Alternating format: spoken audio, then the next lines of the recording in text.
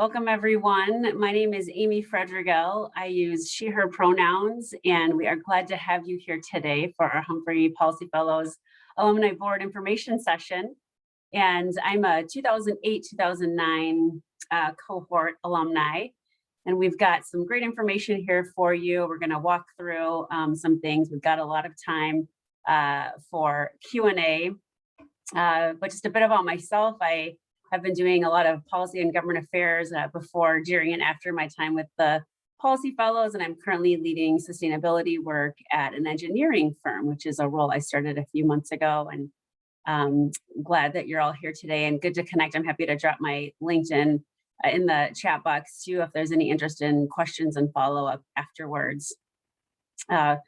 If you're interested, one thing that you're able to do as well for self-introductions is we have enabled a feature where you can drop your name and any introductions you want to share, such as where you live and what year you were in the Policy Fellows program, in the chat box. And then the speakers will be able to see that, just to get a sense of who is here today. So we have this set up in webinar mode right now, so not everyone is able to see themselves. And we are recording this as well. Today, we are going to tell you about the role of serving on the Policy Fellows Board. I'm here with my colleague, Josh Ney, that you'll hear from in a minute. And then we're going to talk about why we're serving, who else is on the board, eligibility, the process for selection, things like this. We're trying to be really transparent about this process. And that's why we're having this session today. And then we have a lot of time for questions, like I said, and we can talk about other ways to get engaged. So this is meant to be really informal, and we want to make sure you're getting what you need. So right now we have, I'm just gonna actually list off the current board members just to give you a sense of who's involved right now. And we're also joined today by our chair, Joanne Burkholz. And besides Josh that I just mentioned, the other board members include Kurt Yoakum, Darla Kashian, Jake Lesh, Sumra Sharif, Emery Dively, Jess Anna Glover, Jeanette Purcell, Lucas Shostrom, Amy Stringe, Shannon Gregory, and Brainell Estrada Britton. And so all these folks are working really hard to make sure we're representing you well. And but of course, we always can't know everything that you would want us to be doing for you as the alumni board, and that's why we'd like to encourage you to get more involved. So next, Josh and I are just going to share a few words about why we felt compelled to serve on the Policy Fellows Alumni Board. And then we're going to talk a little bit more about why you might want to and what that role entails. So I think for me, you know, we're really ambassadors for the program. I know a lot of folks were really just inspired by their time of being a policy fellow. And it's something sort of magical that's really hard to recreate in other aspects of your life and as you go through your career. And so we really want to promote the program so that we can keep you know, stoking the fire for all the great work that we're doing to advance the common good. And some of the things that we do when we serve on the board is to make sure that we're really keeping the Policy Fellow cohorts engaged with each other and with other cohorts to plan events to help make that happen and enable that, do some fundraising to support future cohort members to get involved with this really important program and recruit those candidates. And so we just got done with the recruitment phase, which happens in the spring and early June. And so that's a really important way of how we can participate. So I'm going to pass it over to Josh next for him to talk about why he's serving on the board. Thanks, Amy, and welcome everyone. Again, my name is Josh Nye, and I was a policy fellow in the 17-18 cohort, and I became a board member right after my cohort experience ended. So I've been on the board since 2018, and I joined the board because I wasn't quite ready to let the policy fellows go. I always envisioned that I would be an active, engaged alumnus living in the Twin Cities. It's easy for me to get to events and things like that. But when Kate Cimino approached me and asked me if I was interested, the opportunity to engage with other policy fellows from I mean, we have folks on the board from the early 2000s to the most recent 1920 class. It was just an opportunity I couldn't turn down, and nobody had ever actually nobody had asked me to serve on a board before. So this was an opportunity for me to learn a little bit about what it means to serve on a board. And I've renewed my board membership because I wasn't quite done with this work, and it's proven to be rewarding and exciting. And now that we are hopefully going to be returning to in-person meetings, we've been meeting virtually the last year and a half. There will be more opportunities for us to engage with each other in person and plan events like the Big Think. If you've been around a little bit, the Big Think is a summer, usually in the summer, one-day event that is planned by the board. We bring in speakers, and we engage with each other, and I've only been to one Big Think, but it kind of recharged my batteries. I work in government, and I know a couple of you on this call. I'm the current manager of state affairs for the Alzheimer's Association, but I spent a number of years working at the legislature, and having a place to come and talk about current events, politics, government, and looking at solutions rather than just bickering back and forth. Albeit I love my job, this is just not something that I can do in the outside world, I feel. And so the opportunity to help kind of create that space is really exciting. And yeah, I think that's kind of it. Amy, are we on track to talk next about this kind of the structure of the board and some things that we've been working on during this pandemic to really make the board, I think, more successful? That'd be or great. do you Yeah, think maybe, you would like to? let's do that. And maybe we should even start with I think Kristen was going to pull up the charter of the Yeah. board. Start with that and talk about the vision and mission. And I'll let you do that, and then we can go from there. Perfect. Yeah, Kristen or Sarah, would you mind sharing the Humphrey Policy Fellows Alumni Board Charter, please? Yeah, I think Kristen might have frozen, so I Oh, can. yeah, she is.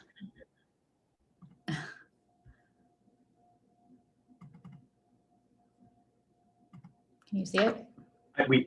Yeah, thank you. So as I mentioned, I am a policy fellow from 1718 and joined the board in 2018. And when I started, we didn't have this organized structure. Not that there was anything wrong with more of a loosey-goosey board, but over the last year and a half, we really, our new board, or the current board, determined that it would be helpful to have a structure in place around how we operate, what our mission is, what our vision is, roles and responsibilities, kind of the logistics about what it means to be on the board. And, you know, the mission was, the mission is to cultivate a vibrant and inclusive community of policy fellow alumni who are committed to deepening connections with each other and build on the values of the program in our communities. And this is really, Amy spoke about being ambassadors of the program. This is really kind of living the examples that we learned in the program. I know for me, it was really some of the sessions we had on leadership were really helpful in my own development as a professional. And so carrying those lessons really into the community. And so as a board, we strive to be living examples of the work that we did together. The vision is we advance the diverse and evolving needs of each member of our national and global alumni community by building on the core values of bipartisanship and inclusiveness to seek common good solutions to public policy challenges. And I think this is really important, speaking about bipartisanship and inclusiveness. The board is not, just like the Policy Fellows program, it is not geared towards one political party or another.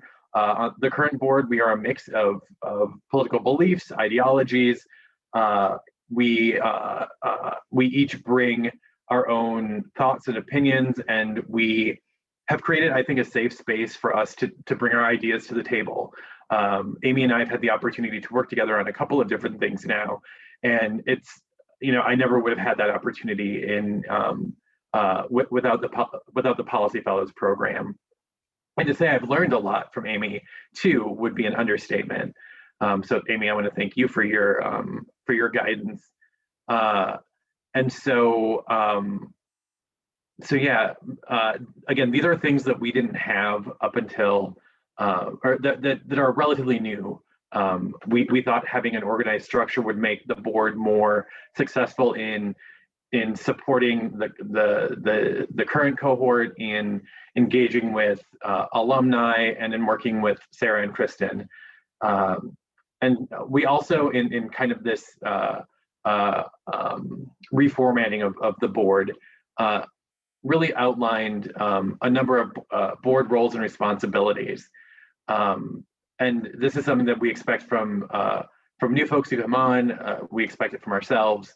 And so I'll just go through this list really quick and maybe provide some context. Be actively involved in board meetings and activities. We're not saying that you have to show up to every single event that the board hosts or every single Policy Fellow event. I mean, I really do love going to events because I get the opportunity to engage with new people. I get the opportunity to talk about politics in a way that I don't get to, again, with folks who have not gone through this program. And in board meetings, we have the opportunity to develop, we did an online social event in January. If at that point we had been meeting in person, it would have been an in-person event. We get to plan that. The board planned a social hour 2 weeks ago or last week. That was a lot of fun. It was actually the first time a lot of us met in person for the first time. And the board meetings, that's where the work happens. We don't have a lot of committees. And so in the full board, that is where a lot of the work is done. This is where number 2, propose and organize a variety of opportunities for alumni to engage with one another. This is something that I didn't expect to be good at, but but because of my service on the board, I've helped plan a couple of different alumni happy hours, social events. Amy and I, again, worked together on the January event. I had the opportunity to help plan the Big Think, an event that we were supposed to do last year, but that got postponed because of COVID, was our 30-year anniversary. It's 30 years, right? And so we're working on that for this next fall, hopefully. And so there are some, smaller events, but then there are these really large events where we try to engage, Policy Fellows from the entire history of Policy Fellows. And it's a lot of fun to think of speakers and put together agendas and, even deciding which brewery to go to. I say that as somebody who doesn't drink, so you don't necessarily have to drink it to have fun at some of these events. But yeah, Josh, just to build on that for a minute, just because I was just reflecting on what you were saying there and combining it with kind of my personal history that I didn't mention yet. So Joanne serves as our board chair, and I actually found out about this board last summer. I think it was when Joanne sent out a letter to alumni saying, we'd love to get you engaged and remember the importance of financially supporting the Policy Fellows. And it was a great kind of instigator for me to reach out and find out more about what this leadership group does. And really that ties back to some of the things that Josh had mentioned about connecting with your cohort and fundraising. And these events that he mentioned, sometimes they're bigger ones, like the Big Think and the January webinar we do. Or we've also hosted, I guess would have been a virtual kind of social hour with, I know my cohort, we did it after the November push when there's a lot of fundraising for Give Men. And that really got our cohort to get back together again. And we sort of did a holiday happy hour. And so sometimes there are these really formal events, like Josh was saying, and sometimes they're just, maybe half a dozen people getting together via Zoom or hopefully more in person too. So I just thought I'd add a little personal flavor there too. No, thanks for that, Amy. And I also think, I don't think I'm going to read the rest of the responsibilities. You can certainly read them on your screen if you're getting tired of hearing me talk. But just a couple of points to make. We've talked about serving as an ambassador for the Policy Fellows program, and that is a responsibility that all board members take, and I think we take it seriously. We don't. We try not to say negative things about the program. We do try to. We're leaders in our community, I think, and it's super impressive, the group that we have and their background and experience and the connections that we make with each other. Obviously, it's really important for the current board for the board to support the cohort.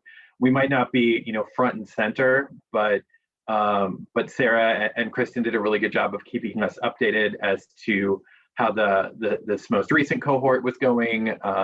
And we serve as sounding boards for programmatic things. We're not actually planning the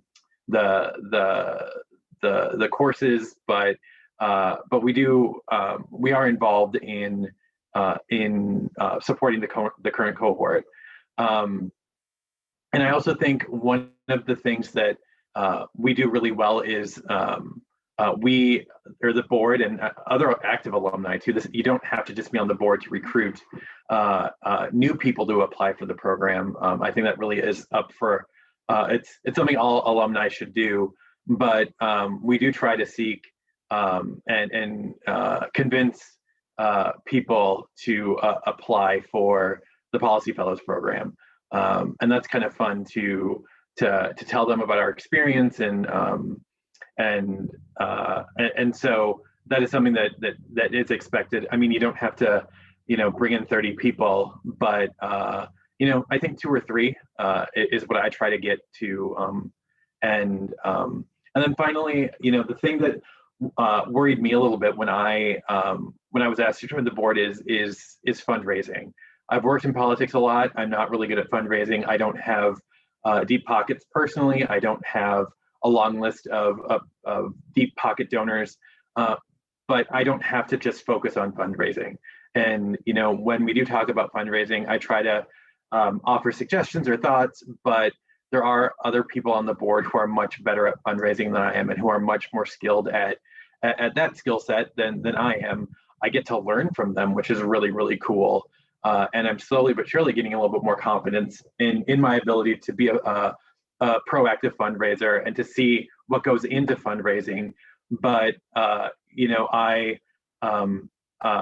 we are not just about ensuring that. Well, what am I trying to say? Fundraising is very important because it allows us to ensure anyone can be a policy fellow.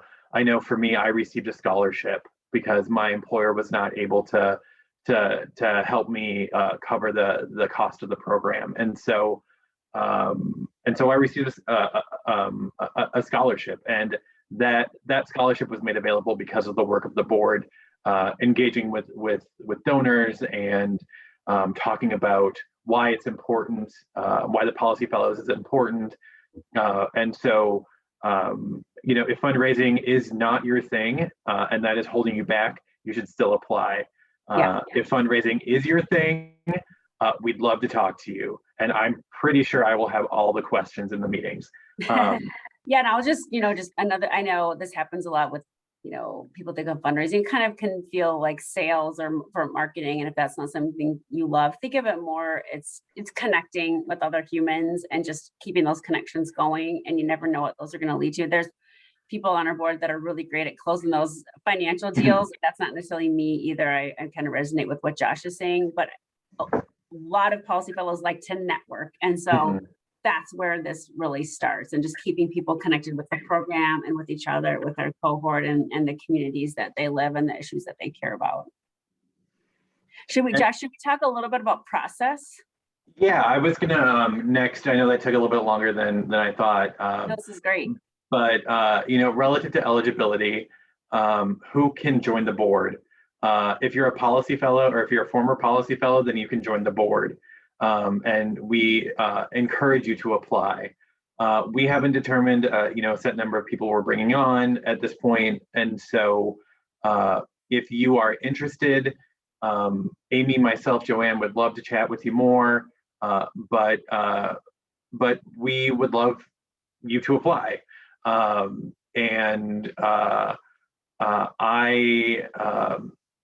Relative to the process for board selection, so all applications must be submitted by Monday, July 12th, 2021 by 5 p.m.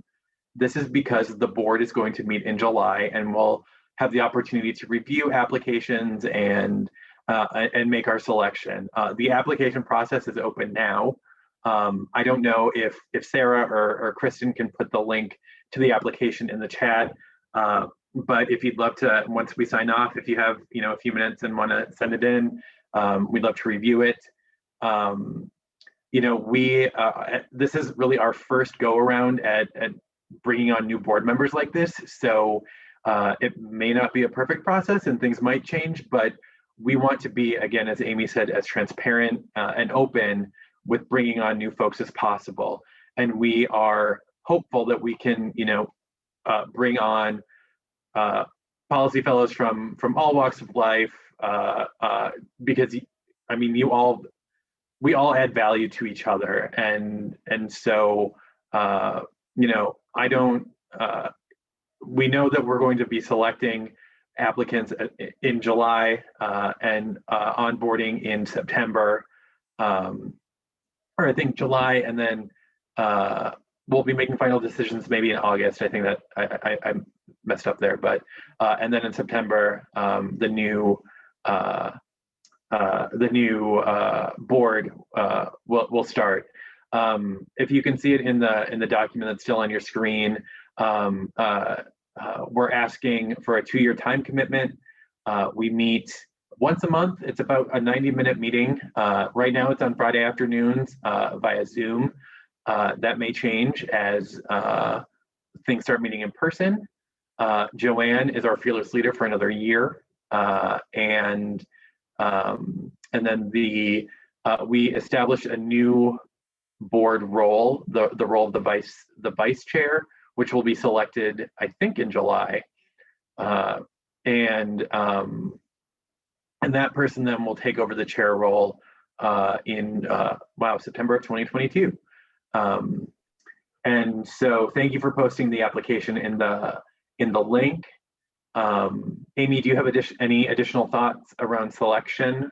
No, I think this is great. And as Josh mentioned, we're proud that we're really increasing our transparency and our process from a governance kind of best practice perspective. So it's new. And so I'm sure we'll learn a lot. And the way when we do it next time, it might look a little bit differently. So just kind of bear with us. This is the first time we're doing this. And so I think it does add a lot of value to connect with all of you. So I think maybe what I'll do is pivot for a minute and just talk about whether you're on the board or not, ways you can get involved with the Policy Fellows program, and then we're going to open it up for questions. So we have a lot of time here. We can end early if we don't have half an hour worth of questions. But just as a reminder, there are Facebook group. There's a Facebook group for all the Policy Fellows. I know my cohort also has its own Facebook group. Then there's a LinkedIn group. And so you just search for Humphrey Policy Fellows Alumni. And I know I've used that for posting job when I'm hiring, support events that you want people to know about, let them know about, each other know about opportunities like this. And so, it's the most useful, the more we use it. And so please check out our Facebook and LinkedIn pages. And we're also looking for newsletter editors and writers. This is another new initiative of the board with just trying to increase transparency, communication, and keep us all connected for really the public good. We would love to find out if anybody would like to help edit or write articles, columns for the newsletter. And on July 20th at noon, we have a virtual early childhood event. So another series of panel speakers and opportunity to have some discussion after that. So three opportunities, and we'd love to have you engage with any of those. And so now let's have you drop any questions you have into the chat box. And maybe Sarah, Joanne, Kristen, Josh, and I can help answer those questions. So curious what else you want to hear about.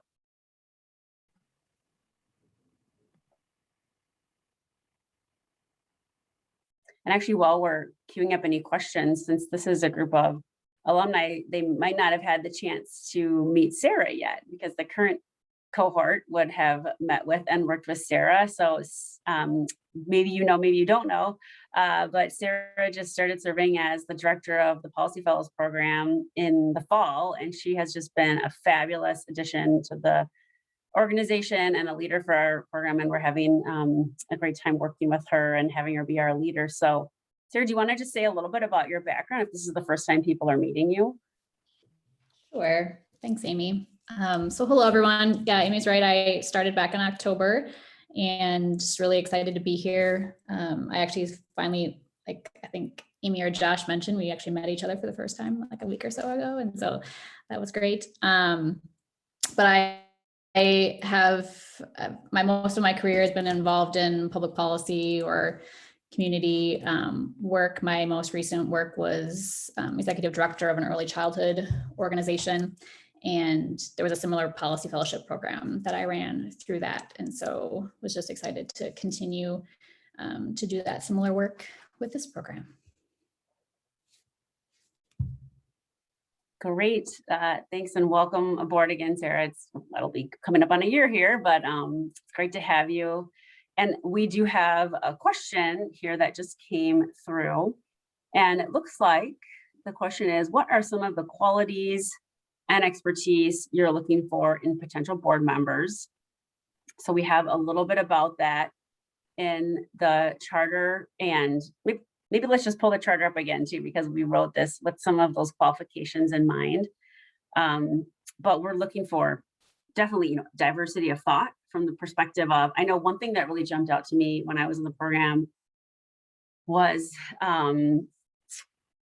working from all different sectors. And that could mean the public, private, nonprofit sectors. That can mean different industries. That could, just experience around the world and, in different parts of the state, just all kinds of different ways to think about diversity. But because we are, looking at the responsibilities being, to engage with one another, I think some of the qualifications we're looking for is just an interest and commitment to spreading information. I can be emailing the people on your cohort, posting things to Facebook or LinkedIn, connecting with others outside of the Policy Fellows to let them know that there's an opportunity to apply for the program in the next year, and to just really serve as more generally as an ambassador, like we've talked about a couple of times. And the financial piece that Josh and I talked about, once again, it doesn't have to be that you've served as a campaign, fundraiser or anything like that, but just generally you want to keep that information flowing about the November big fundraisers that we do for Give to the Max Day and things like that.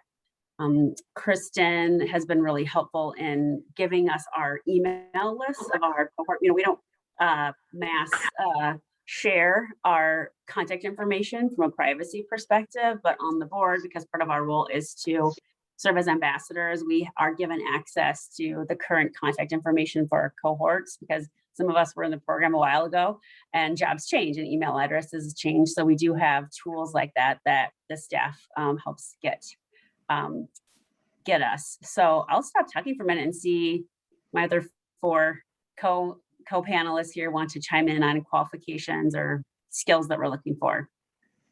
Amy, I think that was a really good answer. And I also think that it,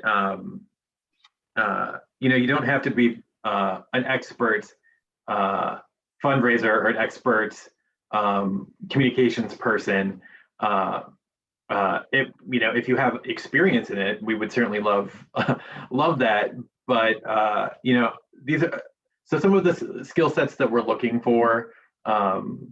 Just briefly, if you have board governance or board service experience, I guess I'm outside the mold on that one. Again, this was my first time on a board.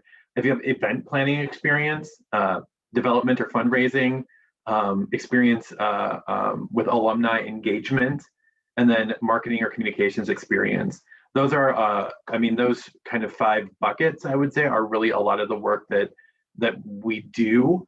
But just because you have this experience doesn't mean that is what you're pigeonholed into. If you are a great marketing professional and are really interested in fundraising,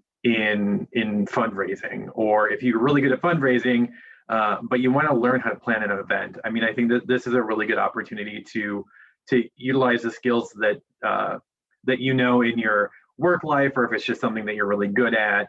But then you get the opportunity to pick up some new skills too. And there isn't, we never, just assign someone because they are, Jake Loesch is the director of communications at MnDOT. We don't just say, Jake, you get all the communication stuff because that's what you do for work. We kind of decide as a group what, who is going to do what based on interest too. So you might not have the skills yet, but we're certainly looking for people who are interested in I think learning, as well as what they might bring to the table. I think that this current group, again, we just met in person for the first time a week ago, but we all have fun. Like personality-wise, we all meshed well together. Some of us knew each other from previous work, and we were able to banter back and forth, but then bringing new people in, it was a lot of fun. And so, I think Amy and I have talked a lot about the work that we do, but we also have a lot of fun. I'm on another board, and I don't think that I've had this much fun on that board as I've had being a policy fellow alumni board member. Not really a skill or a qualification, but I think if you like to have fun and even you like enjoying yourself in the company of a larger group, I think that would be cool too. Yeah, it's a community. It's been a tough year or two, and I would say, even though before 2 weeks ago I hadn't met most of any of these people in person, because we did just have an event where we could get together and meet each other. It was all virtual, of course, and while I've served on the board, that is. And this has been a source of kind of support and camaraderie and connection through the tough times, and hearing, people are working on some really tough issues too. As policy fellows, we want to kind of lean into the tough stuff and the societal complex challenges, and try to, work through those together, bridge across difference. We had this great event that we hosted in January, and we talked about working across difference and trying to understand other people's perspectives, which I think is really important right now with just a lot going on in the world. And so for me, it's been just a really great way to kind of manage through challenging times too. And that's not something you'll necessarily see on the application or in the charter, but just kind of my personal testament as well. Would you guys be okay if I chimed in for a minute? Please, Joanne. So, hi, everybody. I'm Joanne Burkholz, and I have the privilege of chairing this board and working with Sarah and Kristen and all of the other folks on the board. What I would say is something that's really important to me is giving back to the program, because I got so much out of the Policy Fellows program, and this is a way that I can continue to give back and really support the program in more of an ongoing way. But also the other benefit that I think Josh was talking about, and Amy too, was the people. The people are great, and it's a way to connect in with alumni from other cohorts, but it's also through the events we get to meet a lot of different people, and really, we're all hoping to create positive change in this world. And so there's just a common thread that weaves through all of us that we're hoping to make a difference. And I do think in this case, you generally get back more than you give. And so I would just encourage all of you to consider applying. I did want to make one comment about fundraising. And so, my job, I lead the Medica Foundation. So I do charitable giving. And so, when it comes to doing fundraising and all of that, it's a little bit of a dance for me, a little bit gray every now and then. But what I would say is I wouldn't look at this as being direct fundraising. I wouldn't look at it as being, like hardcore fundraising. You're going out there. I look at it as more of a, personally, we all reach into where we can give. And I think that's super important. But it's also really about connecting with our cohorts and just saying, hey, we're still here. We'd love to have you involved. If there's a way you can give, that would be great. It's not a high pressure fundraising by any stretch of the imagination. So I just kind of wanted to let folks know that, because I think fundraising can be a little intimidating. And when you call it fundraising, but we do need to raise money. We do need to be out there helping to raise money to support the program so that people can continue to participate, because as we know, the costs continue to go up for this kind of program. So we all would like for you to participate and contribute as well. So yeah, so thank you. Appreciate y'all being here. And thank you so much for your leadership, Joanne. And I mean, to Joanne's point, I just dropped the LinkedIn group site into the chat box. And this is a great example of kind of how we're doing soft fundraising. It's getting people connected with their cohort and other cohorts. So they stay engaged so they can give back, give to, help make the world a better place, all the things that are meaningful for you. And if that ultimately ends up in some financial donations, that's great. And so a lot of it starts with just connecting in the various sites and pages and opportunities that we have, which a lot of it is led by Sarah and Kristen. And so just because we have some time, Kristen and Sarah, what else would you want to add that you would want the webinar participants to hear about? I know you've done a really good job of covering the different points. I was going to mention what Joanne just said, that the fundraising isn't sort of what you typically think about. So yeah. I don't have anything to add. Good point. Kristen, do you have anything to add? Okay, well, I don't see, Kristen, do you think I'm missing any? Oh, a question just popped in. Okay. Oh, thanks. The question was, great overview, thank you. Thanks for the perspective. And Josh, do you want to take this one? It looks like it was a board development was the question. Sure. I think that's something that we're looking at doing, and we started to do with this first social hour, was really just getting to know each other. And I think now that we have an actual structure, a board, a vision, a mission, responsibilities. We're just waiting now for the new board members to join us before we really start doing onboarding for, I think, all of us. Even though I've been on the board for a little bit, it's taken a new shape, which is great. And I'm a policy and procedure fan. I on this other board that I'm on, I help write bylaws. So I love this stuff. But now, I think we're all going to onboard together, which I'm really excited about in this new structure. And so I think that we have taken steps in really developing ourselves, and now it's really time for us to see if this actually works. Again, this is our first opportunity. Well, this is our first opportunity to recruit new board members like this. This is our first opportunity to bring on new board members kind of all at once with a set, not so much a set agenda, but with an actual purpose. Not that we didn't have a purpose before, but this is more. We are much more organized than when I first started, and there's nothing wrong with how it was before. It was more event planning focused and fundraising focused, but I think we're trying to do more now with this board. So I'm excited to see where that goes.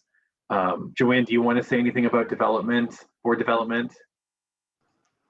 I think you covered it, Josh. That you covered it well. I think that as Josh said, this is actually the first time that we've opened it up to the larger group publicly to recruit folks. So we're super excited that you're here today. That's the first step of being interested.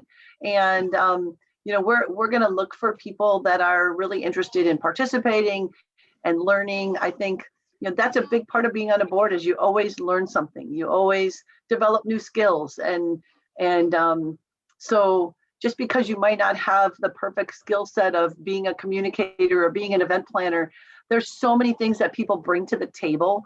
So don't let any of that deter you from applying. We'll be developing along the way and absolutely open to ideas of what people need to be successful in their roles on the board.